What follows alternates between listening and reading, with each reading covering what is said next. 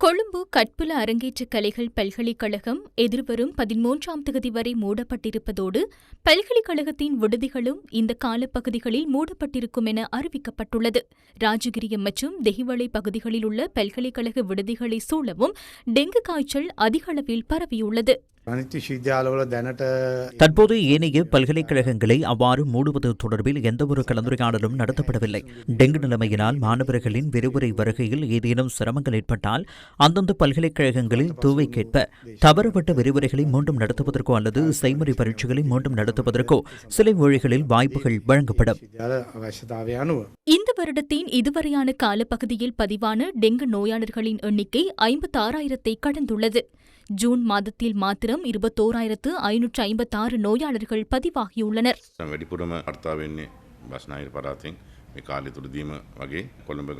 மேல் மாகாணத்திலிருந்தே அதிகளவான நோயாளர்கள் பதிவாகியுள்ளனர். கொழும்பு, கம்பஹா, களுத்துறை ஆகிய மாவட்டங்கள் மற்றும் கொழும்பு மாநகர சபை எல்லைக்குள் இருந்தே இவர்கள் பதிவாகியுள்ளனர். இந்த நோயாளர்களில் 52.47% மேல் மாகாணத்திலிருந்தே பதிவாகியுள்ளனர்.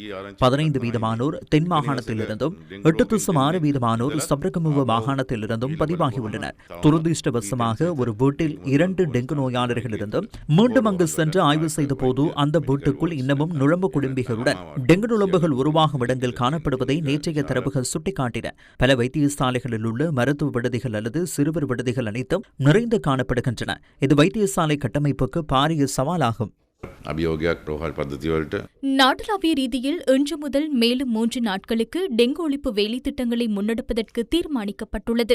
பொது நிர்வாக, மாகாண சபைகள் மற்றும் உள்ளூராட்சி மன்றங்கள் அமைச்சின் வழிகாட்டலில் இந்த நடவடிக்கை முன்னெடுக்கப்படவுள்ளது.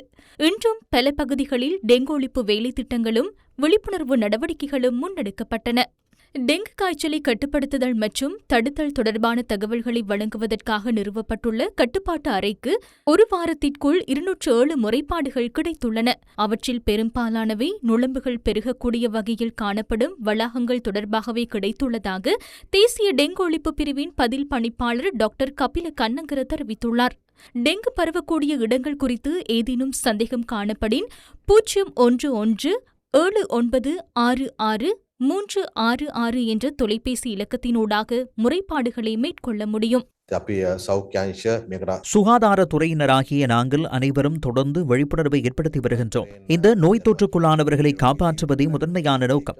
எவரும் தங்கள் சுற்றுச்சூழலை சுத்தம் செய்வதற்கும் டெங்கு நுழம்பு பரவதை தடுப்பதற்குமான தங்களது முயற்சிகளை குறைக்கக்கூடாது. டெங்கு கட்டுப்பாட்டு பிரிவு இந்த வாரம் சில நாட்களை அறிவித்துள்ளது. இது ஒரு நாடாக அனைவரும் இதில் இணைந்து அந்த செயல்களை செய்வதே முதன்மை வேலை.